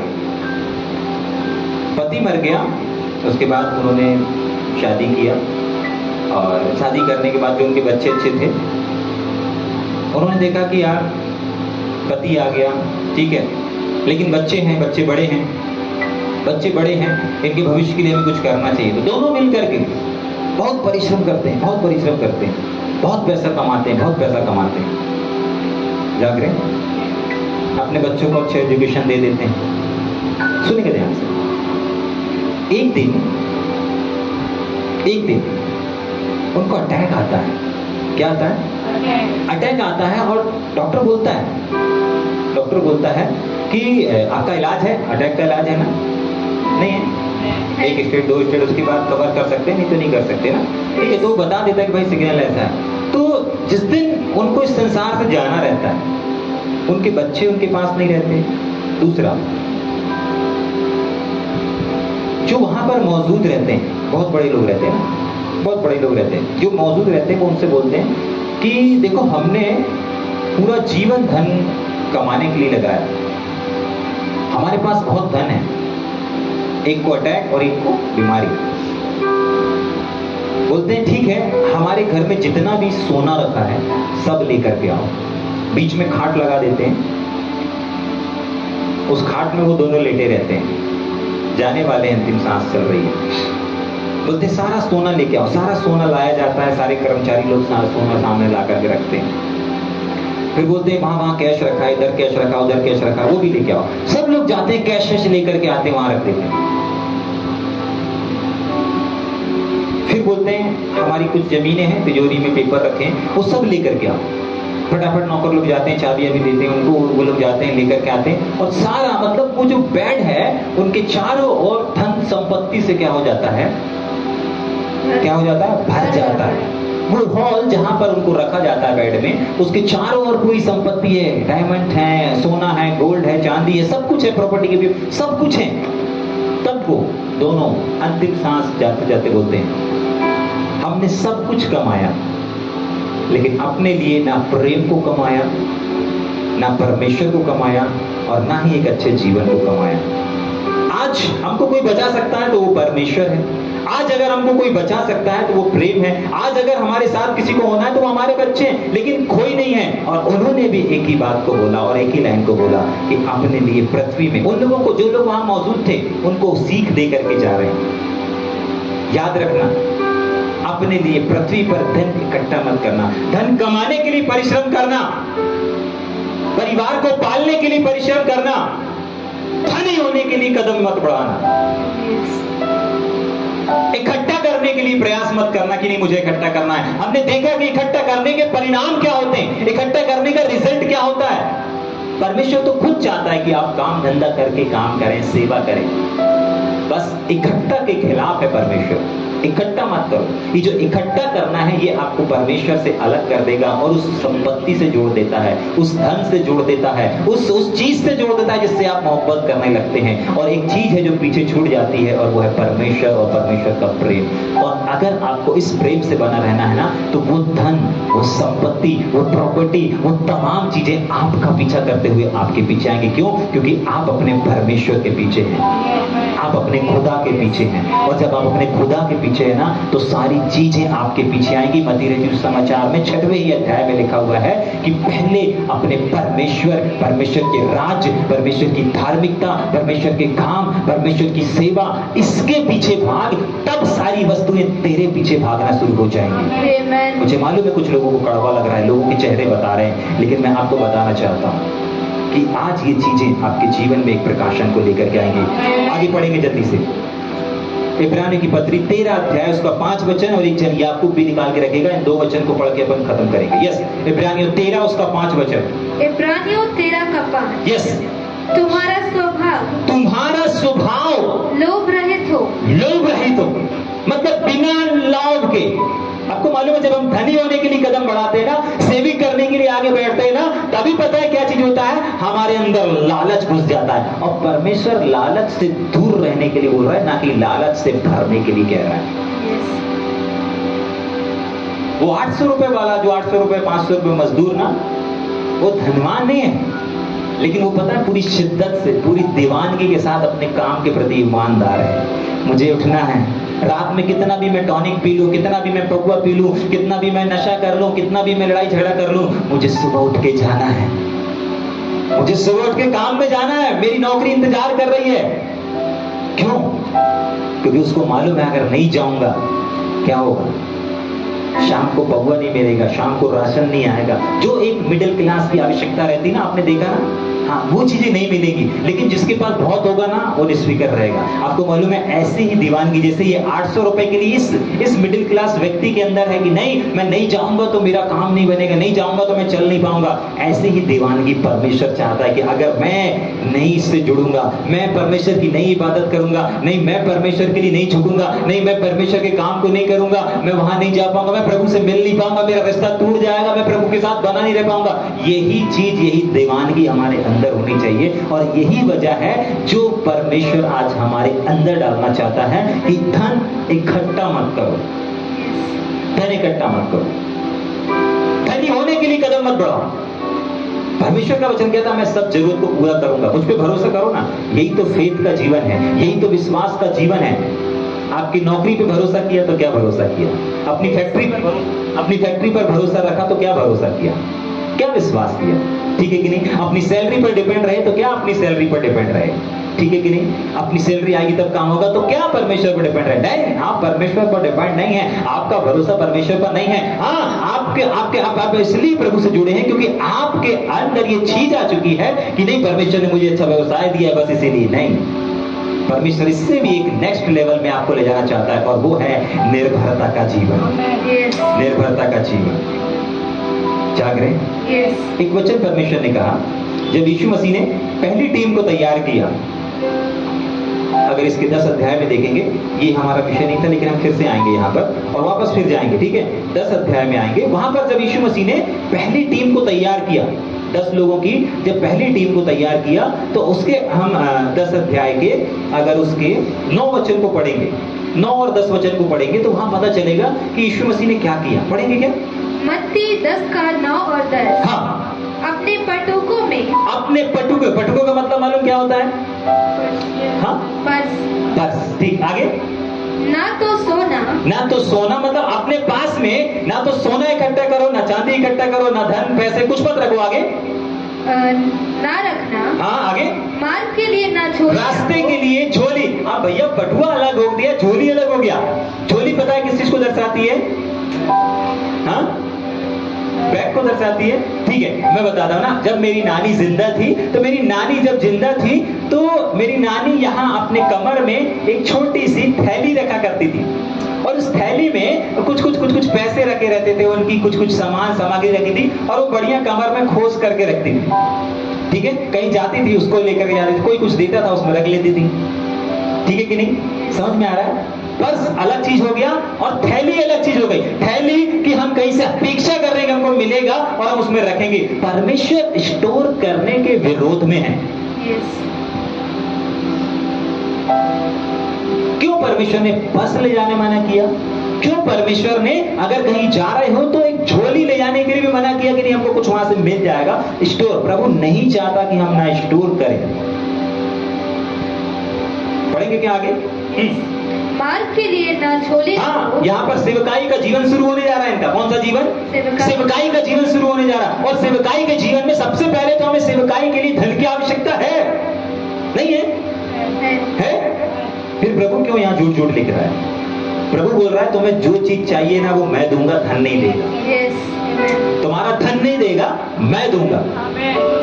तुम जहां काम करोगे ना, तुम्हारे बीच में मैं ऐसे ही लोगों को तैयार करूंगा जो तुम्हारी अगुवाई करेंगे, तुम्हारी हेल्प करेंगे, तुम्हारी सहायता करेंगे। तुमको लेकर के जाओगे तो तुम्हें रहेगा हाँ पैसे रखे तो हैं, हो जाएगा। चप्पल पड़ गई ना, अरे अभी जुड़वा लेंगे, और पैसे ही नहीं जुड़वाएंगे, चप्पल टूट गई। फेथ आगे आएगा नहीं, प्रभु उपाय करेगा, फेथ आगे आएगा। आपको धन को आगे नहीं रखना है, आपको फेथ को आगे रखना है। और प्रभु धन के विरोध में नहीं, प्रभु स्टोर करने के विरोध में है। जब यीशु मसीह ने पहली टीम तैयार करी और 2-2 करके भेजा तो बोला सावधान, 1 भी रुपया लेकर के नहीं जाना, और सुनो वहां से कुछ मिल जाएगा, इसके लिए झोली वोली रख के मत लेकर के जाना। आज के जनरेशन में कोई बैग लेके नहीं जाना कि वहां से हमको कुछ मिलेगा, वहां से कुछ हमको प्राप्त करेगा, वहां से जाएंगे तो ये मिल जाएगा, वहां से मिल जाएंगे तो ये मिल जाएगा। इन सब चीज की आशा करके अपने पास एक खाली बैग लेके मत जाना कि 4 प्रकार से गिफ्ट मिलेंगे तो हमारा का गुजारा होगा, तो हम उसको क्या करेंगे, लेकर के क्या करेंगे, अपने पास लेकर के आएंगे। नहीं, तुम्हें जो चीजें चाहिए वो मैं तुमको प्रोवाइड कराऊंगा। जहां सेवा करोगे वहां से कराऊंगा, जहां खड़े रहोगे वहीं पर ला करके दूंगा। परमेश्वर इस धन से कहीं बढ़कर चाहता है कि नहीं, ये धन को हटा करके, स्टोरेशन को हटा करके फेथ को स्टोरेशन बना ले। ये अपने पास रखें, लेकिन धन को नहीं, लेकिन परमेश्वर के उस फेथ को रखने पाए। यहाँ पर सेवकों को सिखाने का यही मतलब है। हाँ, पढ़ेंगे ना जूती लेना, ना लाठी लेना, ना कुछ भी नहीं लेना, जबकि इन सब की आवश्यकता है। इसमें से कोई एक भी ऐसी चीज नहीं है जिसकी आवश्यकता नहीं है। यहाँ पर सेवकों को सब चीज की आवश्यकता है, लेकिन उसके बाद भी प्रभु मना कर रहे हैं कि नहीं, एक भी, लाठी की भी आवश्यकता है, झोली की भी आवश्यकता है, बटुए की भी आवश्यकता है, टिकट कटवाने जाना है, सब चीज की आवश्यकता है। लेकिन फिर भी प्रभु कह रहा है कि इन सब के साथ कदम मत बढ़ा, इन सब के ऊपर जो फेथ है तू उससे कदम बढ़ा, क्योंकि मेरे ऊपर जो विश्वास करने वाले हैं वो पैसे से जिंदा नहीं रहते, वो पैसों से काम नहीं करते, वो विश्वास से जिंदा रहते हैं और विश्वास से आगे बढ़ते हैं। हमको और आपको प्रभु आज जो सिखाना चाहता है कि हम चंचल धन पर नहीं, लेकिन अपने जीवित परमेश्वर पर आश्रित रहने पाए। आपके पास आपका धन हो अथवा ना हो, आपका फेथ आपके साथ रहना चाहिए, आपका फेथ आपके अंदर रहना चाहिए, क्योंकि यही वो फेथ है जो प्रभु चाहता है। धन गलत नहीं है, गलत प्रकाशन मत बना लेना, ठीक है? आपके चेहरे बता रहे हैं कि आप गलत प्रकाशन बना रहे हैं, लेकिन मैं इस बात को, इसलिए परमेश्वर का धन्यवाद हो कि परमेश्वर ने हमें एक अच्छा साधन दिया है कि हम इस चीज को क्या कर पा रहे हैं, ऑनलाइन देख पा रहे हैं, ऑनलाइन सुन पा रहे हैं, ऑनलाइन समझ पा रहे हैं, ताकि हम इसको क्या कर सके, दोबारा सुन सके। समझ में आ रहा है? ठीक, क्या लिखा हुआ वापस पढ़ेंगे। हाँ, मार के लेना, झोली लेना, ना कुर्ते लेना, ना जूते लेना। अब हर एक को एक नहीं, दो दो तीन तीन ड्रेस ले जाने की आवश्यकता है, अगर आज आप एक शहर से दूसरे शहर पर जा रहे हो। लेकिन परमेश्वर हर एक चीज को मना कर रहा है, और क्यों कर रहा है? क्योंकि मुझे काम करने दो। क्यों कर दो? मुझे करने दो, मुझे आपके लिए कपड़े खरीदने दो, मुझे आपके लिए जूते खरीदने दो, मुझे आपके लिए जो चाहिए वो करने दो, मुझे प्रबंध करने दो। तुम क्यों प्रबंध कर रहे हो? जाग रहे हैं? तुम जहां रहोगे, जिनके बीच में काम करोगे, मैं उन्हीं के बीच में तुम्हारे लिए उपाय करूंगा। हाँ, वो लाइन भी पढ़ देंगे। जिस गांव में जाओ वहां पता लगा कौन योग्य। हाँ, यदि घर की योग होंगे। हाँ, क्योंकि मजदूर को उसका। हाँ, पढ़ेंगे वाली लाइन पढ़ करके वापस हम अपने सब्जेक्ट पे आएंगे। जल्दी से पढ़ देंगे, जल्दी से। क्योंकि हाँ, मजदूर को कहाँ निकल रहे हैं ये लोग? सेवा में निकल रहे हैं ना, तो परमेश्वर सेवा ही से प्रबंध करवाएगा। जहां काम करवाएगा वहीं पर परमेश्वर क्या करेगा? प्रबंध करवाएगा। ठीक है? आपको परेशान और आपको परिश्रम करने की आवश्यकता नहीं है। ठीक, एक वचन बंदा 13 का 5 हो गया पूरा। इब्रानियों 13 का 5। हाँ, जल्दी पढ़ेंगे, उसके बाद याकूब में आएंगे। तुम्हारा स्वभाव लोभ रहित हो, बिना लालच के हो। आपको मालूम है, ये लालच आपको परमेश्वर से दूर और धन की ओर, सेविंग की ओर, स्टोर की ओर, इकट्ठा और होने की ओर क्या कर देता है? जोड़ देता है। इसीलिए परमेश्वर कह रहा है लालच ही मत करो। लालच अलग चीज है, आवश्यकताओं का पूरा होना अलग चीज है। प्रभु आवश्यकताओं को पूरा करने के लिए कहता है, लेकिन लालच करके धन इकट्ठा करने के लिए मना करता है। छल से धन इकट्ठा करने से, धोखे से धन इकट्ठा करने से, जहां पर आपके दिमाग में आता है कि नहीं, कल मेरे बच्चों का भविष्य क्या होगा, कौन है इनके सर के ऊपर हाथ रखने के लिए, कौन है इनके सर के ऊपर हाथ रखने के लिए, जहां पर ये चीजें आ गई, मतलब आपका फेथ नहीं रहा, आपका फेथ संसार से हट गया। कहां से हट गया? परमेश्वर के संसार से हट गया, और संसार के जो शैतान के पास है उस संसार में आ चुका है। परमेश्वर के संसार में तो सारी टेंशन परमेश्वर की है, लेकिन संसार के संसार में अगर आपका फेथ है तो आपके दिमाग में ही चलेगा, यार देखो हमारे लिए किसी ने कुछ नहीं किया ना, है ना? हमारे बीच में ऐसे लोग हैं जिनके माता पिता ने उनके लिए कोई जमीन जायदाद नहीं छोड़ कर गया। एक बार भी उनके दिमाग में नहीं आता कि यार हमारे पास तो कोई प्रॉपर्टी नहीं है, हमारे पास तो कोई धन नहीं है, हमारे बच्चे हैं दो, हम उनके लिए क्या छोड़ के जा रहे हैं। एक बार भी दिमाग में नहीं आता। क्यों? उनका फेथ उनके धन पर नहीं है, प्रॉपर्टी पर नहीं है, लेकिन उनका जो भरोसा है, उनकी जो निर्भरता है उनके बनाने वाले परमेश्वर। क्योंकि वो बोलते हैं कि हमारा परमेश्वर, हमारा प्रभु सिर्फ हमारा ही प्रभु नहीं है, हमारे बच्चों का भी प्रभु है, हमारे बच्चों का भी प्रभु है। हम अपने बच्चों को नहीं चला रहे, हमारा परमेश्वर चलाएगा। हम लेके नहीं चल रहे, हम नहीं बढ़ा रहे, हमारा परमेश्वर बढ़ाएगा हमारे बच्चों को, हमारा परमेश्वर चालन करेगा। उसने लाया है, उसने भेजा है, उसने दिया है, वही संभालेगा। ठीक, आगे बढ़ेंगे। इसीलिए परमेश्वर चाहता है कि हम क्या ना हो, लोभ रहित ना हो। क्या लिखा है? लोभ रहित हो, मतलब बिना लालच के हो। हमारे अंदर लालच नहीं, जरा सा लालच आया उतनी से, जितना लालच आ रहा है उतना दूर परमेश्वर से जाते जा रहे हैं। थोड़ा आया थोड़ा दूर, ज्यादा आया ज्यादा दूर। किसके? परमेश्वर से। ठीक, एक वचन और पढ़ के खत्म करेंगे। याकूब 5 उसका 2 और 3, याकूब 5 अध्याय उसका 2 और 3 वचन पढ़ के खत्म करेंगे। हाँ, याकूब 5 का 2। यस। तुम्हारा धन बिगड़ गया। तुम्हारा धन क्या हो गया है? बिगड़ गया। बिगड़ गया। अभी जो दो स्टोरी हमने सीखी, क्या हुआ? उनके धन संपत्ति प्रॉपर्टी किस काम की? जब उनका कनेक्शन अपने बच्चों के साथ नहीं बन पाया, उनके आसपास के लोगों से नहीं बन पाया, परमेश्वर से नहीं जुड़ पाया, किसी से नहीं जुड़ पाया। क्या काम का? पढ़ेंगे क्या लिखा है? तुम्हारा धन बिगड़ गया। बिगड़ गया। और तुम्हारे वस्त्रों को कीड़े खा गए हैं। कीड़े खा गए हैं। तुम्हारे सोने चांदी में काई लग गई है। काई लग गई है। और वह काई तुम पर गवाही देगी। हाँ, वो जो मैंने बताया था ना कि वो क्या किया उन्होंने, सब चीजें इकट्ठा किया और उनके बीच में उनके बेड को रख दिया गया, और वो सब चीजें उनको क्या नजर आ रही थी? ना ये गोल्ड बचा पा रहा, ना ये सिल्वर बचा पा रहा, ना ये डायमंड बचा पा रहा, ना ये बड़ी बड़ी डिग्रियां बचा पा रही, ना कुछ बचा पा रहा, कोई नहीं बचा पा रहा है। क्या हो गया? वो सब बेकार। बेकार को यहाँ पर लिखा है, सब बिगड़ गया। पूरा का पूरा धन संपत्ति भी किसी डॉक्टर को दे देंगे तो उनके लिए एक दिन भी, एक घंटा भी एक्स्ट्रा नहीं कर सकता है क्या? नहीं। किस काम का? बिगड़ गया। लेकिन अगर कनेक्शन उन्होंने उसी पैसों से क्या किया रहता, परमेश्वर के साथ जोड़ा रहता, तो क्या होता? परमेश्वर बोलता 15 साल इसकी की बढ़ाया हूं, चल तेरी भी बढ़ा देता हूं। उसकी 15 बढ़ाया था, पुराना नियम था, चल तेरी 30 बढ़ा देता हूं। क्यों? तूने 30 करोड़ रुपए खर्च किए ना, तूने 30 लाख खर्च किया ना मेरे राज के लिए, अरे कितने सारे पहले काम हुए, चल 30 साल तेरी बढ़ा दे, चल तेरी 15 साल बढ़ा देता हूं। नहीं कर सकता प्रभु, नहीं कर सकता। परमेश्वर की सामर्थ कम हो गई है, परमेश्वर का पावर कम हो गया। नहीं, उसका वचन कहता है कि आकाश और पृथ्वी टल जाएंगी, लेकिन मेरा वचन नहीं टलेगा। समझ में आ रहा है? आज हमको धन की आवश्यकता है, लेकिन अगर किसी चीज की जरूरत नहीं है तो वो है स्टोर करने की, वो है इकट्ठा करने की। अगर आज आपका घर अच्छे से चल रहा है ना, बिल्कुल अच्छे से चलने दीजिए। बिल्कुल दिमाग मत लगाइए कि कैसे क्या होगा, कैसे क्या होगा, कैसे काम करेंगे, कैसे एक्स्ट्रा होगा, कैसे ओवर टाइम करूं, कैसे बैंक का बैलेंस बढ़े, अरे कल क्या होगा, अचानक से। कई बार दिमाग में आएगा, अरे अचानक से कोई बीमारी आ गई तो इलाज के लिए पैसे तो होना चाहिए। प्रभु ऊपर से देख के बोलता है, अरे ये मैं 30-17 भूल गई, तो ये शायद 53 भी भूल गए, अच्छा पहला 15 भी भूल गए, बहुत समस्या है। हाँ, सब भूल गए। एक जगह लिखा, मैं तेरा इलाज करूंगा, मैं तुझे चंगा करूंगा, तुम चंगे हो चुके हो। अरे यार, सब जगह फैल रहा है, हमारे इधर भी आ गया। पैसे होने चाहिए, तुमको नहीं मालूम, होने चाहिए ना। हम अपने लिए नहीं कर रहे हैं, हम इलाज के लिए कर रहे हैं। बुढ़ापे की लाठी, प्रभु की लाठी पुरानी हो गई, प्रभु का हाथ कमजोर हो गया। अरे तुमको नहीं मालूम, बच्चे साथ नहीं देंगे तो क्या होगा? धन साथ देगा, प्रभु का साथ नहीं चाहिए। प्रभु ने कहा बुढ़ापे में भी तेरा बल नहीं घटेगा। किसका बल नहीं घटेगा?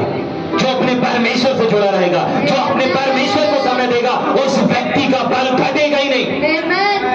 अगर आप अपने धन को परमेश्वर को देते हैं, परमेश्वर धन को फलवंत होगा, परमेश्वर धन के क्षेत्र में आपको बढ़ाएगा। अगर आप अपने मन को परमेश्वर की ओर देते हैं तो परमेश्वर आपके मन को फलवंत करेगा। अगर आप अपने स्वास्थ्य को, अपने शरीर को परमेश्वर को देते हैं, आपको परमेश्वर आपके शरीर में संपन्नता को देगा। आप जिस चीज को अपने परमेश्वर के लिए देते हैं, परमेश्वर उसी क्षेत्र में आपको संपन्न करेगा, क्योंकि लिखा है जिस नाप से तुम नापोगे उसी नाप से तुम्हारी नापा जाएगा। अगर आज हम बारिश में दौड़ रहे हैं, अगर आज हम ठंड में टोपा बांध के दौड़ रहे हैं, आज अगर हम गीले होते हुए आ रहे हैं, आज अगर हम गर्मी को नहीं देख रहे हैं, पंखे को नहीं देख रहे हैं, अगर हम विषम परिस्थिति को नहीं देख करके परमेश्वर को अपने हाथ को दे रहे हैं, परमेश्वर आपको अपने हाथों में उठा करके लेकर के चलेगा। क्यों? क्योंकि आपने अपने जीवन को बोया है, आपने अपनी सांसों को बोया है, आपने अपने धन को बोया है। आपको कभी किसी के सामने हाथ फैलाना नहीं पड़ेगा, मुझे दे दो, मुझे दे दो, मुझे दे दो। क्यों? क्योंकि आपने अपने धन को परमेश्वर को दिया है।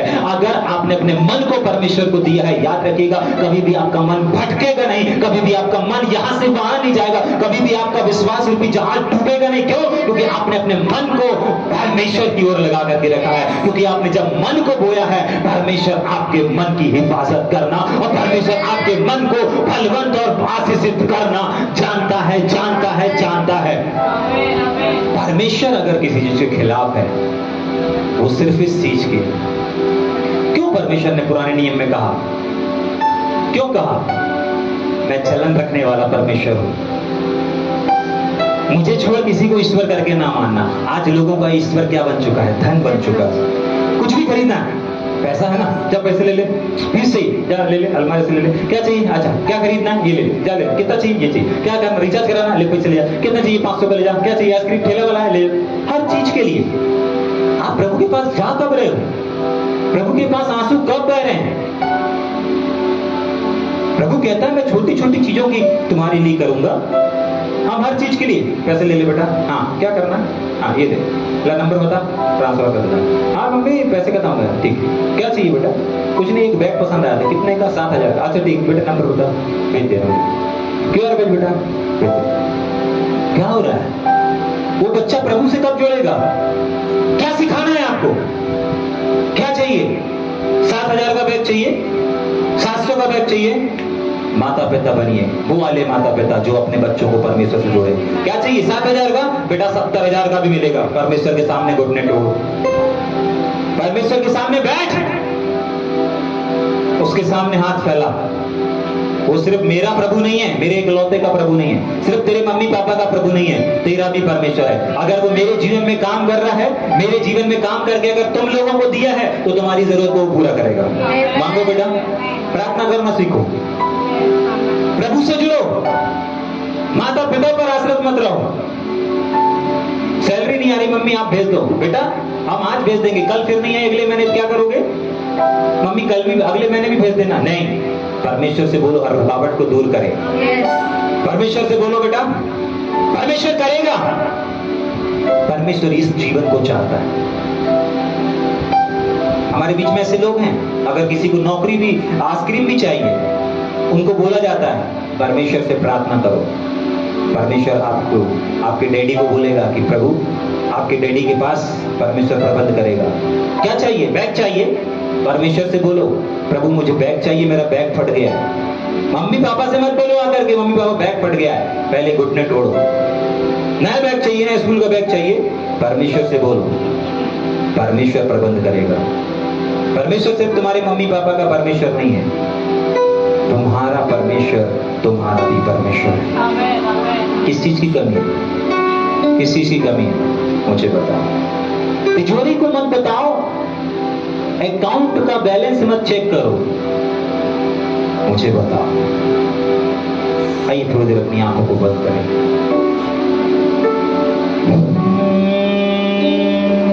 अगर थोड़ा सा भी आज आप इस बात को समझ पाए, परमेश्वर अब्राहम की आशीष को आपको देना चाहता है, लेकिन अब्राहम का कोई अकाउंट नहीं था। याकूब की आशीषों से आपको भरना चाहता है, बट याकूब ने कभी स्टोर नहीं किया। सुलेमान ने कभी स्टोर नहीं किया, जो आता था देते ही देता था। ये सब चीजें निर्भरता को दिखाती है। प्रभु हमें कुछ भी चाहिए, हम अपने धन पर नहीं, अपने बल पर नहीं। आपको क्या लगता है, आज आप नौकरी पर भरोसा कर रहे हैं, कल नौकरी छिन गई, क्या होगा? आपको क्या लग रहा है? आपकी प्रॉपर्टी पर, प्रॉपर्टी किसी ने आपकी इस अपने नाम पे करवा ली, तब कहां जाएंगे? इसी जीवित परमेश्वर के पास आएंगे, फिर प्रभु मेरी जमीन, मेरी प्रॉपर्टी उसने छीन लिया, अपने नाम करवा लिया।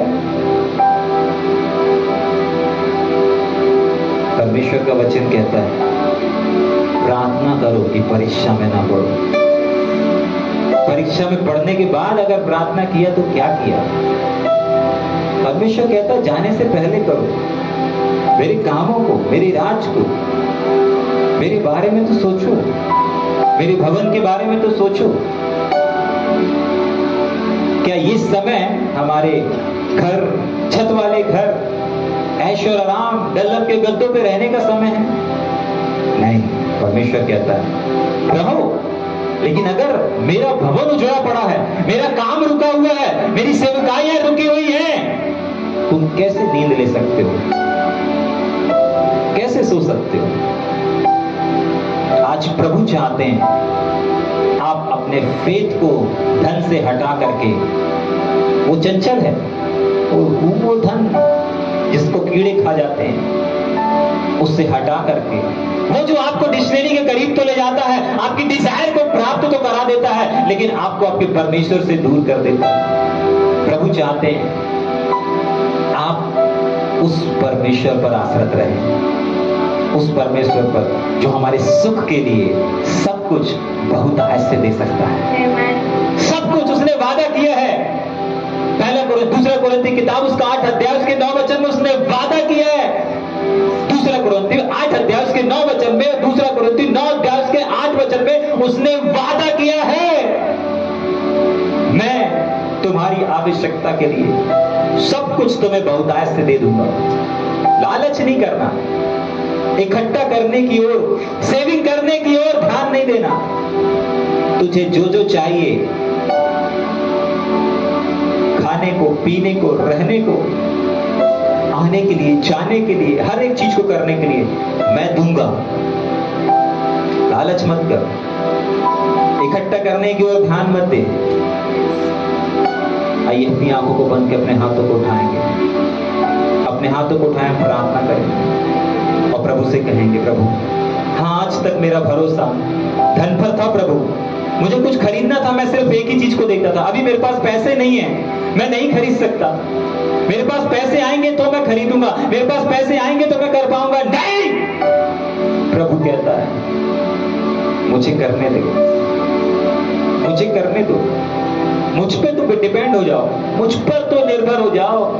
मैं प्रोवाइड कराऊंगा, मैं दिलाऊंगा मेरे बेटे, मैं दिलाऊंगा। तुम संसारिक पिता होकर के अपने बच्चों को अच्छी चीज देते हो, मैं क्यों नहीं दूंगा? तुम भी तो मेरे बेटे हो। एक पिता कब नहीं करता अपने बच्चों के लिए? जब बच्चे खुद करने लगते हैं। एक बच्चे की डिजायर को परमेश्वर कब पूरा नहीं करता? एक पिता कब पूरा नहीं करता? जब बच्चे खुद से पॉकेट में पैसे रख करके खुद से चीजों को खरीदने लगते हैं, खुद से अपनी जरूरत को पूरा करने लगते हैं, खुद से अपनी मनचाही चीजों को हासिल करने लगते हैं। पिता बिल्कुल भी हस्तक्षेप नहीं करता, क्योंकि पिता को मालूम है बच्चा तो खुद ही कर रहा है,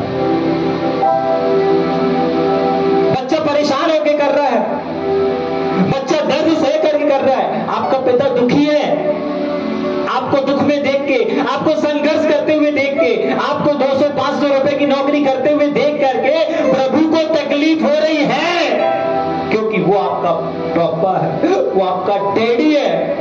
वो सिर्फ आपका परमेश्वर नहीं है, वो सिर्फ आपका परमेश्वर नहीं है, वो सिर्फ आपका खुदा नहीं है, वो आपका डैडी है, वो आपका पप्पा है। और कोई भी पापा अपने बच्चों को संघर्ष करते हुए नहीं देख सकता। कहें अपने परमेश्वर से कि प्रभु मैं बहुत धन के ऊपर भरोसा किया प्रभु, लेकिन आज के बाद प्रभु मैं अपने फेथ को धन से हटा देता हूं प्रभु, मैं धन से हटा रहा हूं डैडी, और आपके ऊपर रख रहा हूं प्रभु। मैं अपनी सारी चिंताओं को प्रभु, मैं अपने सारे बोझों को प्रभु, मैं अपने सारे सेवकाई के बोझ को, काम के बोझ को, पत्नी के बोझ को, बच्चों के बोझ को, घर मकान, हर एक इन चीजों के बोझ को, व्यापार के, बिजनेस के, बढ़ोतरी के, सारी चिंताओं को प्रभु मैं आपके ऊपर डालता हूं प्रभु।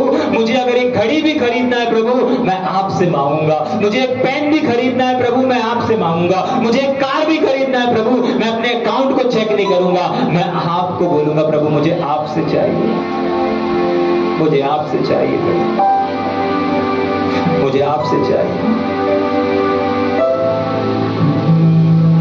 प्रार्थना करें, प्रार्थना करें, प्रार्थना करें, प्रार्थना करें। आपकी खामोशी प्रभु नहीं देखना चाहता, आपके अंगीकार को प्रभु सुनना चाहता है। वो यहाँ मौजूद है, उसकी उपस्थिति यहाँ मौजूद है, उसकी उपस्थिति यहाँ मौजूद है। वो आपकी आवाज को सुनना चाहती है।